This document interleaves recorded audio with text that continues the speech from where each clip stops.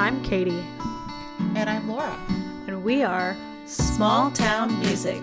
We are two small town music teachers looking to help other small town music teachers. So whether it's managing your day-to-day or advocating for your program, we're here to help. Like and subscribe and follow along on our journey. Hi everybody, and welcome back to Small Town Music. Today we have a special episode. We are on location at our school, and we have a guest. So we have Julie here. She's our vice principal, and so we're doing an interview with an admin today. Hi, Julie. Hi, thanks for having me. All right, so we'll just go ahead and jump right in. So give us some background information, like where did you come from? What schools have you taught at? Kind of just like the general, I don't know. Before you were an admin. Yeah, before pre-admin. All right, so specific, do you want me to tell the school names? Is that okay? If you want, or the area, or what type of schools they are. Yeah. Okay, yeah. Just All like, right, yeah, big so- school, small school, kind of. Gotcha. So I started in Southern Indiana, and it was a pretty small school, very affluent. They received a lot of boat money, so money was not really a problem. And so that was a very sheltered experience, in my opinion. It was a junior high school, but it was attached to the high school. And I taught 7th and 8th grade math. And then I went to a bigger city school, and I taught an at-risk program for math.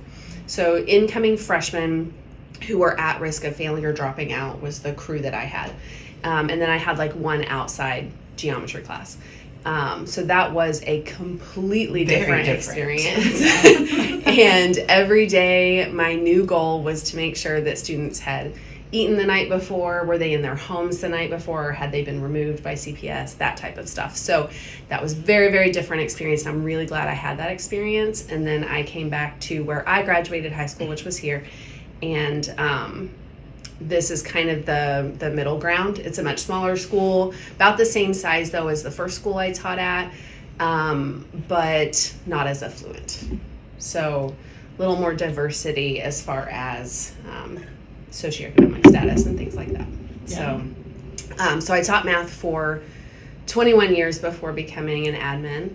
I ended by teaching the dual credit math, so that was a whole different world of teaching calculus and finite and pre-cal, rather than teaching Algebra 1 to at-risk freshmen.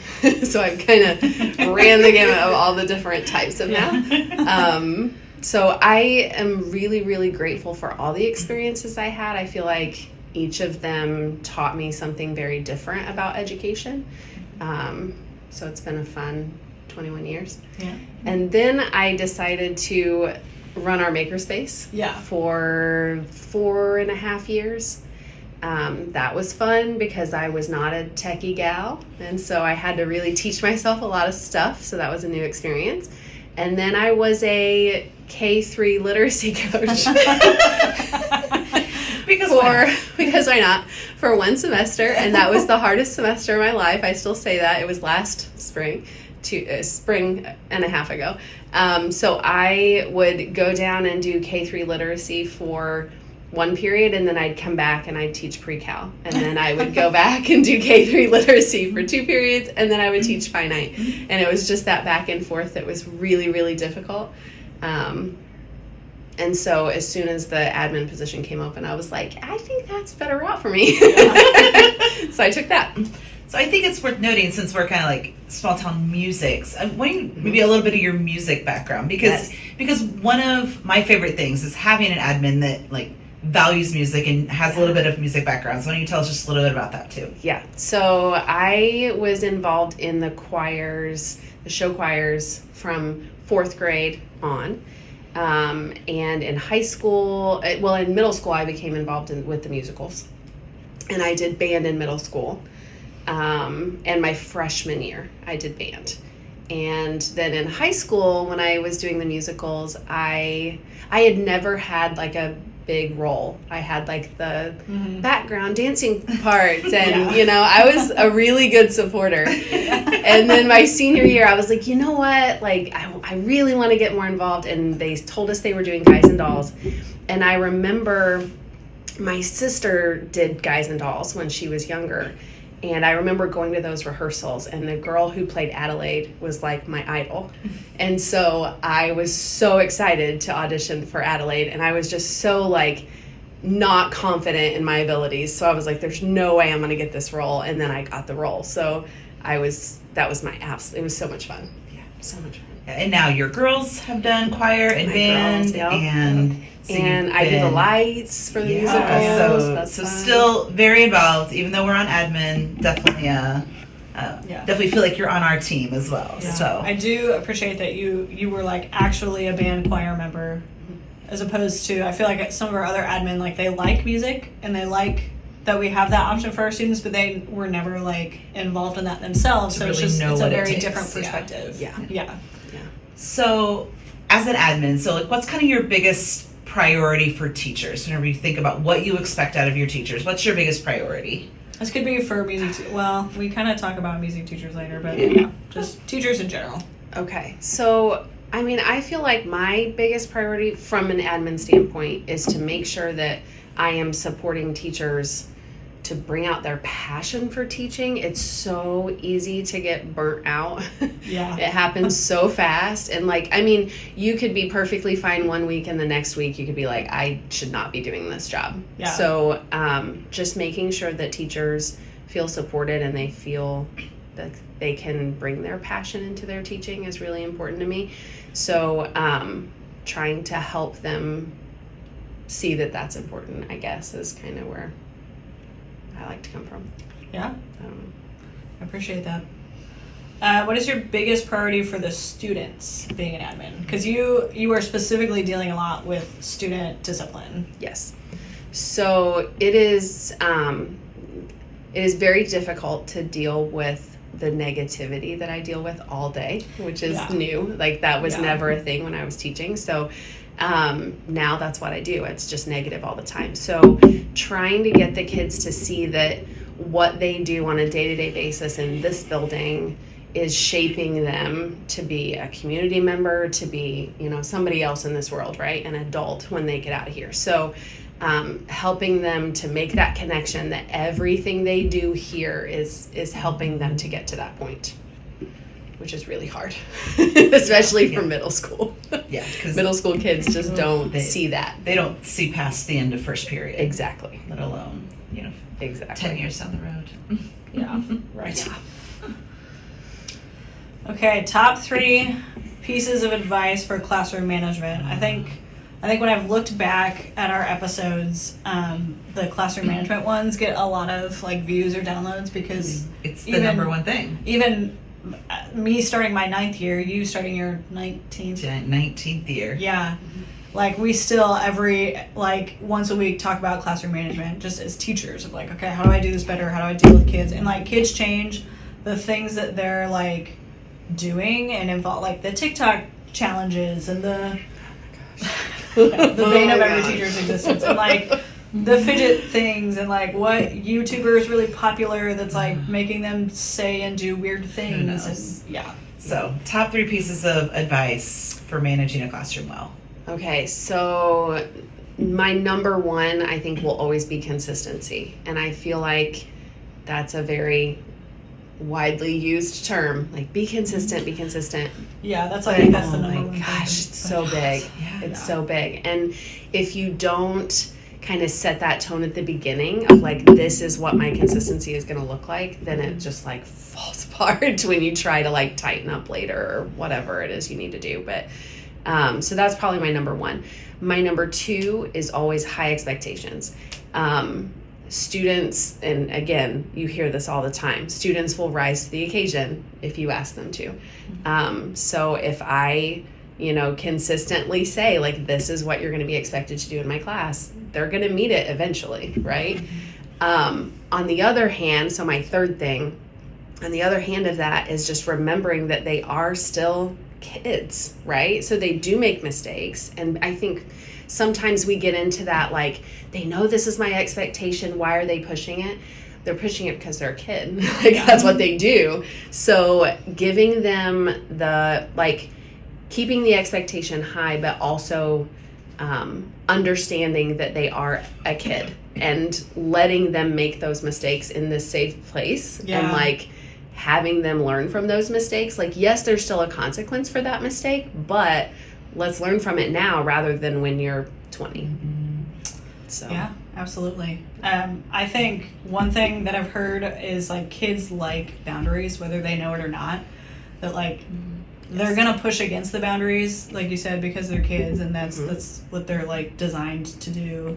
But they like boundaries, like the classrooms where the teachers try to be the fun teacher, versus like the classrooms where the teacher is not like crazy strict, but they have boundaries. Like that's really the teacher the kids gravitate towards. yes. And just being real Yeah. with them. Like if you are occasionally vulnerable and they see like you are a human and this is my expectation and it affects me personally when you do this in my classroom, that's very frustrating.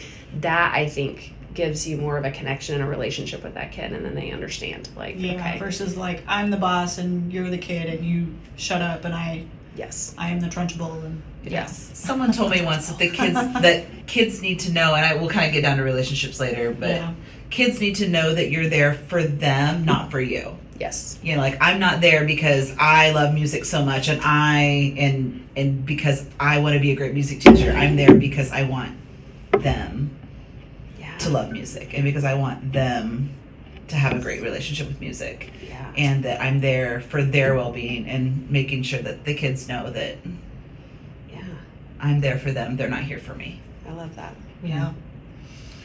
What are some big mistakes that you see teachers make in terms of classroom management? We kind of like touched on this a little bit, but like especially newer, younger teachers coming in, trying to like figure themselves out, and like being a first year teacher. If any of you listening, watching are first year teachers, Bless sorry. you. Bless you. We love It gets better. We You care can do about this. you. It's going to be great. We I believe promise. in you. We all survived multiple first years of different things, so it'll be good. Exactly. I think so. One of the things that I notice a lot with younger teachers is they're really, really concerned about the environment of the classroom. And so lots of times they'll be like, well, I'm going to put fairy lights up and I'm going to turn my lights down and I'm going to, which is great. It creates a really nice ambiance. Like Warm, I totally cozy, understand.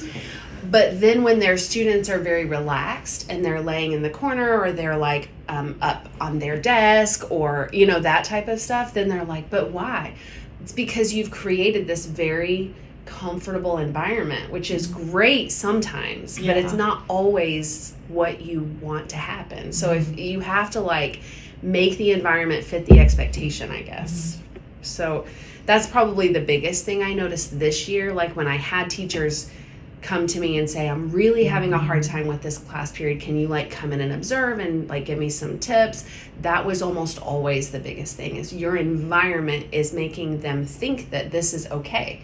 So then when you tell them, no, you can't do that, that's conflicting to them. They're not understanding, and then they get defensive because they're like, but I've always been able to just lay on the floor or, whatever it is. So, yeah. I wonder if that'd be a way if there almost be a way to have like a visual, I'm thinking about like if I were one of those teachers, that if there'd be a way to have like a visual cue, like if the fluorescent lights are on, you're in your desk. Yeah. If they're off, But then if that's they're the time. off, then you're free to sit on the floor and get comfortable. I know, Something like that to give the students a visual cue of what is expected at that point in time. Yes, that's perfect. Yeah. I think. My classroom is the band room, so it's huge, but it's also like it looks like a warehouse because it's like the same height ceiling as the gym. So like I always like make that joke. They're like, oh, I'm gonna put fairy lights up. Like get my like forklift and like Scaffolding. I have to like the cherry picker scissor lift When thing. they get it out to decorate for prom, they can just bring it in. There you go. And just leave it up. That'll be great. But I've always heard the like, don't let them see a smile until Christmas break, which like I don't love the connotations behind that. Like I want my students to be comfortable with me, but also it's kind of that same line of like, make your classroom a warm and inviting place, but it can't be too warm and too inviting and too because then it's just like the hangout fun time spot. Yep. Yeah, exactly. So one of the biggest things, the buzzwords, right, is like, have you tried building a relationship with your students? No, never. Thanks. Never. Ew, students, gross. Why would I do that? They try to build a relationship with me. But, right? Exactly.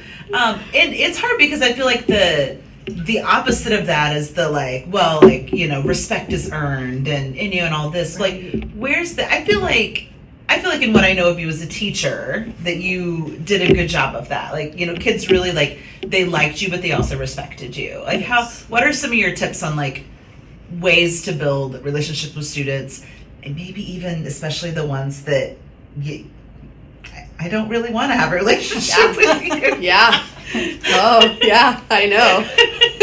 I have a lot of those more now as an admin than I did when I even. So now you're on a whole different level because I am. As a classroom teacher, I write the referral, but then I ship them off to the magical principal's office. And not my problem anymore. Yeah, it's not very magical up here. Yeah. So I don't know. I think being real is the most important thing, in my opinion. When I was teaching calculus, I did not have all the answers all the time. I knew the content and I was proficient in the content and yes, I was an expert in the content, but I still made mistakes. Mm-hmm. And when kids had questions that I didn't know the answer to, I was very real about that. I don't know, but let's dig into that. Let's figure it out, together. So that just showing vulnerability, I feel like goes so far with students, especially the ones that you don't necessarily want to have the relationship with, I wouldn't choose you as a best friend outside of this building. Right. However, I will choose you as a best friend here, and I'm going to show you where, in my life, what's important to me, and then hopefully that will get you to share with me as well. That's pretty much my only tip, I think. Yeah. And good luck. Yeah. It's hard. Tough. It just takes time to, it's not going to happen day one. You have to build it over time. And I think too, like you said, be real, but also share your interests with the kids. Put on your favorite popular music. I like Sabrina Carpenter. I can't play most of her music in my classroom, but please don't. Yeah, but that's but that. I like her. I don't know, something similar to that, or you are a huge Harry Potter fan, so you have Harry Potter decor everywhere, and I think that's something that the students latch on to. But then they also like that too, or just sharing your interests and being a real person and not well, I'm the teacher and. I think too, and we've talked about this some before, you and I, when kind of a little bit with classroom management is, I have one specific just thought in my brain of the student. It's been several years ago now that was just off the wall in my class, and it was simply the act of I pulled them aside and I said are you okay? And out comes this story about his sister left 2 days ago with her boyfriend, and they hadn't heard from her since, and he's and so he hasn't their whole house hasn't slept in days because they are scouring, trying to and this thing came out, and from that point on, I listened to this kid's story, then you have the, okay, but we know that we can't, that we have things to do in class, we can't do this. And, we had that conversation too, but from that point on, it was until he graduated, he would still stop by my room, and hey, Mrs. Holmes. That was probably Miss Young back then, actually. It was before I got married a while ago, but, but he would still stop by, and it was just that, instead of, because this was the kid that got kicked out of every single class. Yeah. He was in the hallway. This is back when you just put kids in the hallway. But he was in the hallway. Every time I went to the bathroom, the kid was sitting out in the hallway. Mm-hmm. And it was that someone suddenly didn't just yell at him. Yes. But was wait a second. something deeper. Okay? Well, and that's there's the thing. Clearly something. He was always chatty, but he was off the wall this day. And that, wow, someone actually there are genuinely, I checked in with believe, me. there are genuinely bad kids who their life is pretty fine, but they just make bad choices. There are few and far between, I think. But there are also kids that are they just have a rough time at home and like something's going on, and that's why they are acting the way that they're acting. Like a lot of times it's not them just wanting to be a terrible person. Like it's their brains cannot process the environment that they're in because they don't have food at home, they don't have shelter, they don't have love and support, they don't, there's It's the hierarchy of needs. someone right? something terrible happened to them and they can't function in a classroom because they're dealing with an immense amount of trauma. Okay, no, to move on because we got a time limit. Totally switching gears a little bit. I feel very fortunate that like I have a really good relationship with you because like you were a teacher first and I got to know you really well, and like we ate lunch together every day, and also like you and Laura have been friends for a very long time, and so like we've made connections.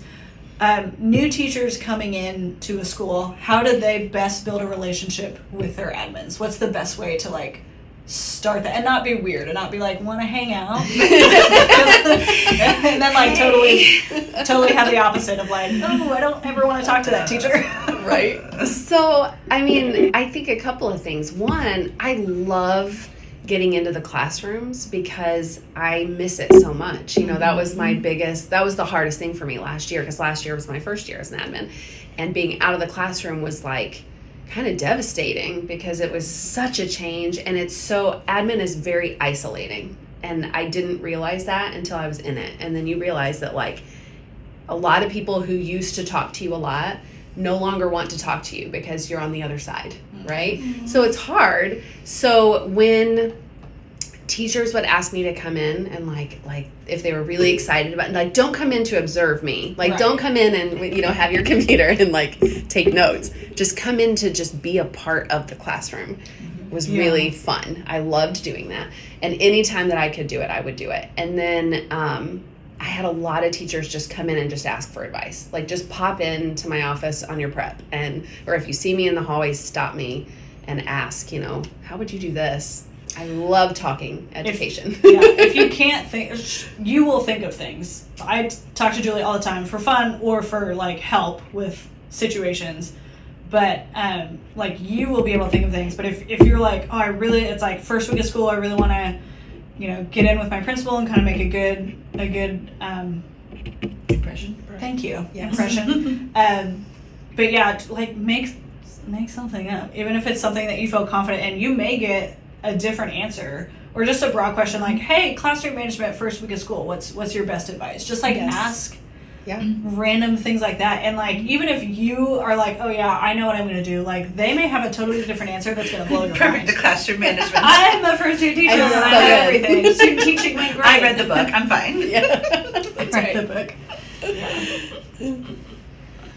I always especially if I have new admin, the first thing I always do is usually before the craziness of school starts, I try to schedule a meeting. I know whenever we got our new elementary principal, when we got our new superintendent, at the end of July, I emailed them and I said, hey, I would love to sit down with you for 30 minutes and just talk with you about my program, about things they do. Because they come with their own prior expectations about what a music department should be.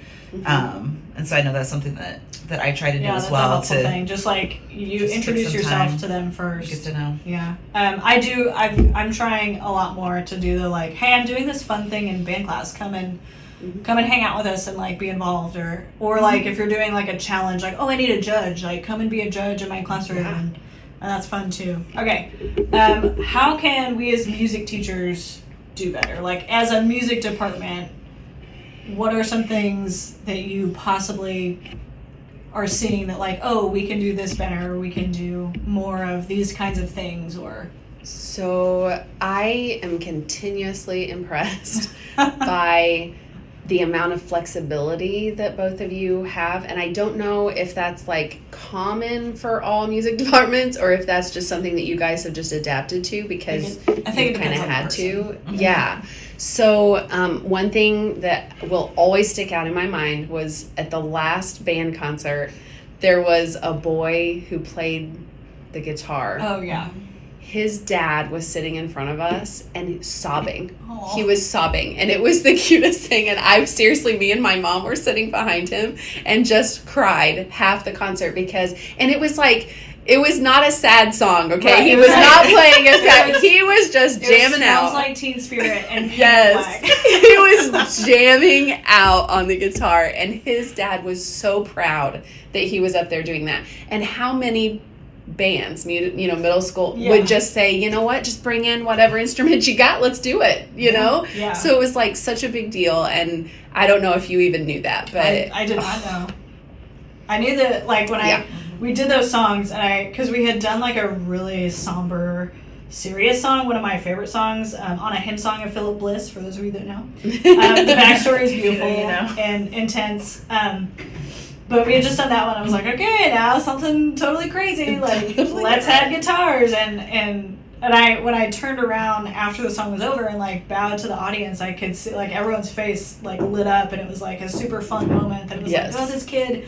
And I think the trick too was like I brought him in with the high school band. Like I didn't have like, because he was a sixth grader, and I didn't have him just do it with a sixth grader. I like brought him up to the level of the high school. So yeah. It was really cool. It was like this was his chance to shine, and his dad was so proud, and he was so proud. Why is somebody talking Oh my gosh. PTSD. Yeah. So anyway, things like that. And then for the music, or for the choirs and the musicals, bringing the elementary kids up to do those, huge, because it shows them how fun it can be. The connections, and we are so lucky because we're in a K-12 building, which is very unique, I think. But the connections that our high school kids make with our elementary kids in moments like the musical, such a big deal. One of the kids, my daughter who is a senior, just got a card in the mail from a fourth grader, I believe, who was in the musical with her, just to tell her like silly things like, did you know that there are 7,000 different types of apples in the world? And like that's what she's writing out in like a letter form to my child, because they have created this bond. It is so cute, and so that's something that will last them a lifetime. And thinking back to how I chose to audition for the musical, it's because I saw this idol of mine playing that role, and I wanted to be like her. So it's such a big deal. It is. And, the little kids drive the big kids crazy a lot of times in the process. I know they do. And they're all crying because they aren't going to see each other every day. But at the same time, what a really cool opportunity for them to learn to be mentors, not just, we're not just kids doing this thing. Like you are now the mentors. You are now the leaders. You are the, and you can't have the breakdown. You have to be that example for the other kids. There's certain things that you have to do because you are that example. So that's huge. It's huge. All right, I think we could talk for like 5 more hours about school and all the things. We always could talk for like 5 hours, whether or not we're recording or not. But thank you so much if you stuck around this far. Thank you so much for listening, watching, like, subscribe, comment, rate, review, all the things. We have YouTube, Apple Podcast, Spotify Podcast, PodBean is a thing. And then our Etsy shop, if you want to buy some merch. We have some t-shirts and some classroom posters, some notebooks, all those things. So yeah, thank you so much, and we will see you next time. Bye. Bye.